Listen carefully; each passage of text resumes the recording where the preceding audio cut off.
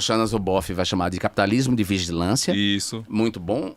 O Varoufakis vai chamar de tecnofeudalismo, já como né, esse momento que a gente se encontra, em que todos estamos escravizados por essas plataformas. Todos temos que produzir para essas plataformas para ganhar algum dinheiro, para garantir algum recurso. E o alinhamento ao Trump nessa virada de 24 para 25... O alinhamento a toda a direita, porque essa é a questão. Ah, tá. A gente então passa a viver uma rima histórica. Lembra que eu disse para você que as transformações, as mutações que os meios sofrem da virada do século XIX para o século XX vão resultar na ascensão do fascismo, né? O fascismo na Itália, o nazismo na Alemanha, o franquismo, o salazarismo, e depois, como eco dessas ideologias, desses regimes extremistas de direita, as ditaduras latino-americanas. Então, da mesma maneira que aconteceu lá, essa mutação nos meios faz com que os meios se coloquem, sejam instrumentalizados pela extrema-direita, os donos dos meios se coloquem em defesa das ideologias de extrema-direita. Então isso está acontecendo de novo. Então não só Trump, o Erdogan, o Duterte, na Colômbia o Duque, aí mais recente o Bukele, Bolsonaro no Brasil, ou seja, começa a uma onda, uma internacional fascista. Né? Márcia vai usar esse termo quando a gente estava no exílio na Fundação Rosa Luxemburgo. Nós fomos contratados para um seminário na Fundação Rosa Luxemburgo para discutir. Nós estávamos no exílio por causa disso, por causa da ascensão da extrema-direita no Brasil, do assassinato de Marielle Franco, das ameaças de morte, da campanha de difamação. Ela, Débora Diniz, todos que fomos para o exílio, estávamos em risco de vida, estávamos correndo risco de vida. A gente foi para o exílio por esse motivo. A gente não foi para o exílio conspirar contra o governo Bolsonaro. Até porque não tinha nem como conspirar contra o governo Bolsonaro no momento em que os governos de diferentes partes do mundo estavam alinhados com ele, né? Nós fomos para o exílio. No meu caso, eu não mantive mandato. Eu abdiquei do meu mandato. Fui para o exílio com a mão na frente e com a outra atrás. Né? Eu dependi de bolsa dessas instituições para poder me manter 4 anos e meio no exílio. Então, só para dizer para você, Márcia cunha essa expressão, ela foi a primeira pessoa que eu ouvi dizer isso, né? Ela fala, olha, houve uma internacional comunista, né? A internacional comunista. Então, o que está acontecendo agora é uma internacional fascista. Esses países essas direitas estão articuladas, estavam mesmo. Steve Bannon era um dos ideólogos, né? No Brasil, Olavo de Carvalho, mas cada um desses países tinha o seu próprio partido ou o seu próprio líder que estava aí em consonância com os interesses dessas plataformas digitais que queriam redesenhar o mundo, né? Quer dizer, os engenheiros do caos, para usar a expressão de um livro aí também, que é um outro diagnóstico, né? Os engenheiros do caos, esses Peter donos... Thiel... E os Musk CEOs, todos que entenderam que quem tem a comunicação tem o mundo na mão, né? E pessoalmente, Jean, porque esse podcast Inteligência Orgânica surge do meu esgotamento com esse mundo, assim. Porque isso faz muito mal para nossa saúde mental, cara. Faz muito mal. Faz muito mal. Tem feito muito mal. Assim, faz mal ao indivíduo e faz mal ao coletivo, né? Porque explora os afetos tristes, né? Ou seja, essas emoções políticas deletérias que afetam as relações pessoais, afetam os processos decisórios, afetam a democracia como um todo e afetam os indivíduos, porque odiar tem um custo emocional, né? E o problema da extrema-direita é que ela é odiosa. Ela é odiosa não só porque ela promove, não só porque ela utiliza o ódio como um instrumento de atuação política, mas ela desperta em nós mesmos, que somos contrários a ela, o que há de pior em nós. Né? Ela nos leva também a odiar. Sim. Né? Aliás, a polarização política produzida pelas mídias sociais tem esse alto custo, digamos assim, emocional e de saúde mental. Viver isso, você teve prejuízo?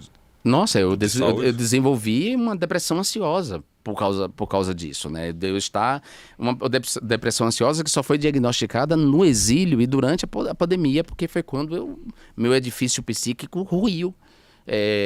Além de tudo que eu estava sofrendo, estando longe do meu país, longe da minha família, tendo perdido a minha carreira política, eu estava em plena ascensão política quando eu fui abatido, né? Não foi abatido a tiros como Marielle Franco foi, mas foi abatido por tiros simbólicos e tiros disparados por autoridades da República. Teve uma desembargadora do Rio de Janeiro, não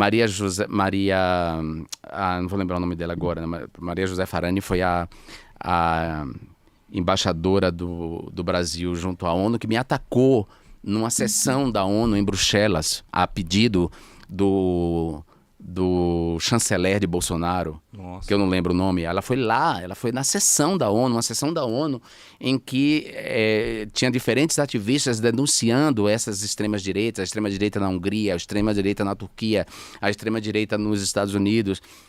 E eu, no Brasil, ela foi para essa sessão me atacar, repetir as fake news que circulavam no Brasil contra mim, a Maria José Farani. Mas eu queria lembrar o nome da desembargadora, uma desembargadora do Rio de Janeiro que postou, imagina, uma desembargadora, postou que eu deveria ser fuzilado e que eu não...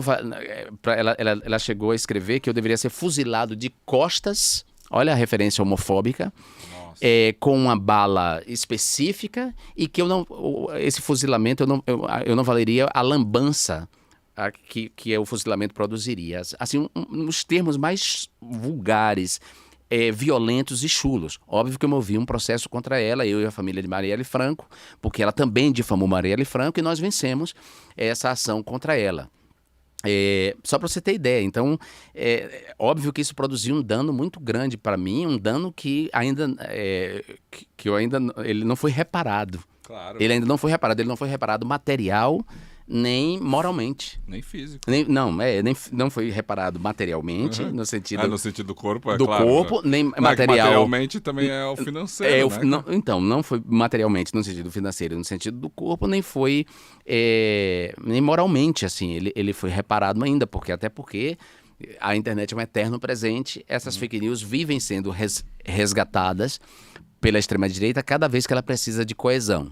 Então, cada vez que ela precisa de uma coesão entre si, ela recupera fake news, como, por exemplo, a fake news de que eu tenho algum tipo de envolvimento no suposto atentado que Bolsonaro sofreu em 2018, né? Quer dizer, eles insistem nessa fake news, nessa mentira de que eu tenho algum envolvimento nesse atentado, quando, na verdade, eu estava sob ameaças, quando, na verdade, quem morreu foi a minha amiga e minha colega de partido, que essa sim foi assassinada de verdade, num atentado que é verdadeiro, não num atentado sobre o qual paira uma desconfiança, que é o atentado que ele sofreu, um atentado que até hoje paira uma desconfiança de que tenha sido tudo falso. Quer dizer, e são pessoas que sequer raciocinam, porque imagina, Bolsonaro sofre o atentado em 2018 e ele se torna presidente depois desse atentado. Ele se torna presidente e ele passa a ter as estruturas do Estado na mão dele.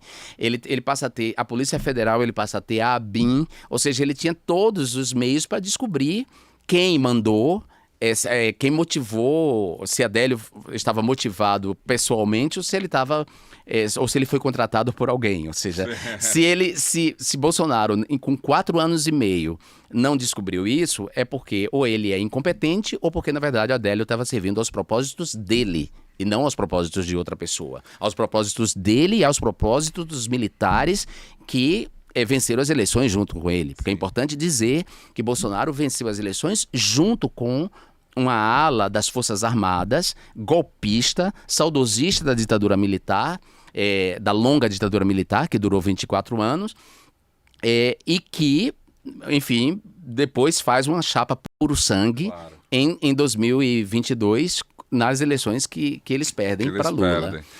Ô Jean, teve o seu momento do exílio, é o momento, eu já morei fora algumas vezes, e que você mais mergulha nas redes sociais.